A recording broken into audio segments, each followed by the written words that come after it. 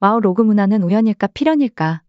와우 공식 서버 출시 후 18년 서비스를 유지하면서 많고 많은 사건 사고들이 있었지만 와우는 현재에도 꾸준히 서비스를 유지하고 있다. MMORPG는 와우뿐만 아닌 다른 게임들도 있었고 그 수많은 게임들 중 서비스 종료한 게임도 있지만 꾸준히 서비스를 이어오는 온라인 게임들에서도 다양한 사건 사고가 있었다. 와우의 로그 문화도 사람들 사이에 퍼지는 다양한 사건 사고들 중 하나로 기억이 될 것이며 이는 곧 와우 서비스는 지구가 멸망하지 않는 한 계속된다고 믿는다. 반론. 로그 문화는 와우 신규 유저를 막는 문화가 아닐까 해서 시작된 문제의식이다.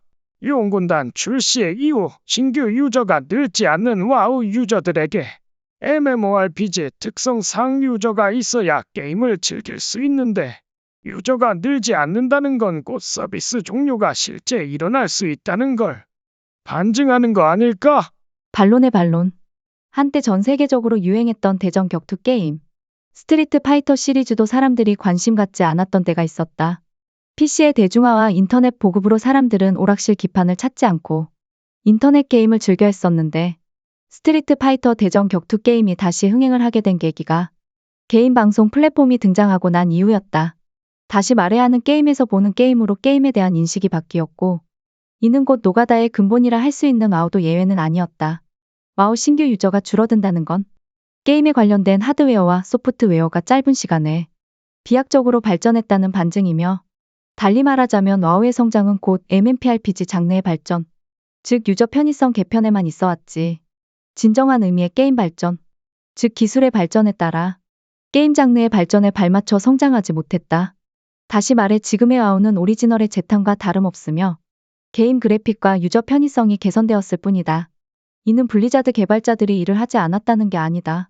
스트리트 파이터 대전 격투 게임도 알고 보면 스트리트 파이터 2의 재탕과 장르의 발전이었고 한때 전 세계적으로 흥행을 했던 바이오 하자드 게임도 원작의 재탕을 반복했으며 현 시대 기술로 재해석한 작품이 바이오 하자드 ER이다.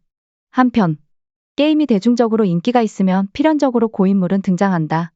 이걸 도대체 누가 하나 싶은 항아리 게임도 개인 방송에서 인기를 얻고 많은 사람들이 게임을 하게 되면서 자연스럽게 고인물이 나타나게 되었다.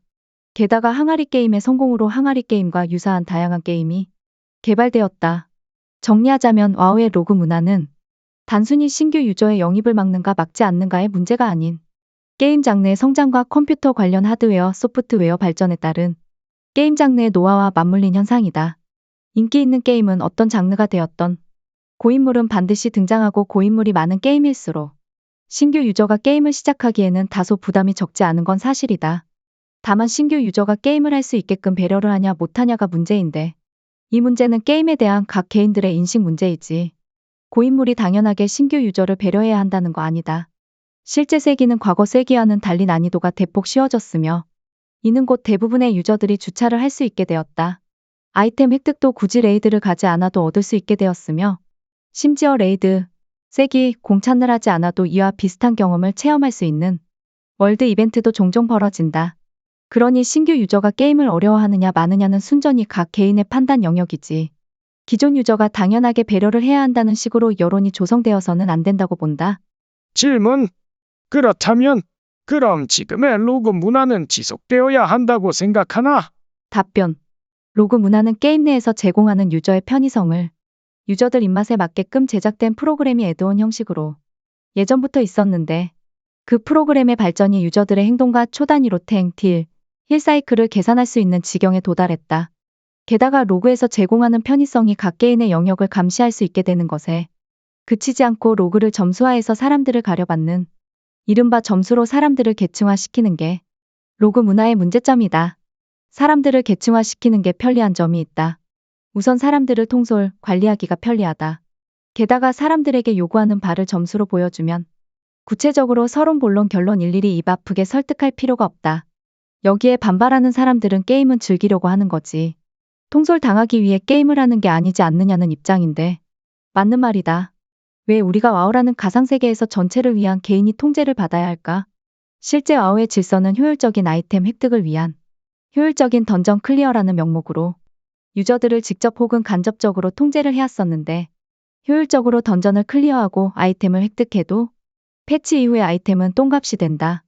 결론은 아이템을 효율적으로 얻기 위해서냐 아니면 엔드 컨텐츠를 즐기기 위해서 게임을 하느냐에 대한 입장으로 갈리는데, 현재 와우 개발진 입장은 엔드 컨텐츠가 중요하지 아이템을 효율적으로 얻는 것에 의미를 두진 않는 것 같다.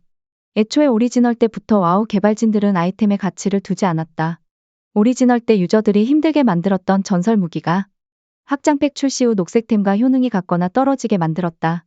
정리하자면 엔드 컨텐츠를 즐기기 위해서 우리는 와우를 하는 건지, 아니면 한때 와우 골드를 현금화할 수 있었던 골드팟이 잔재 딜다를 지금에도 즐길 건지, 순전히 유저들의 판단과 선택의 몫이지만 안타깝게도 엔드 컨텐츠를 위한 와우 스토리가 너무 산만한 게 아닌가 싶은 게 개인적인 의견이다.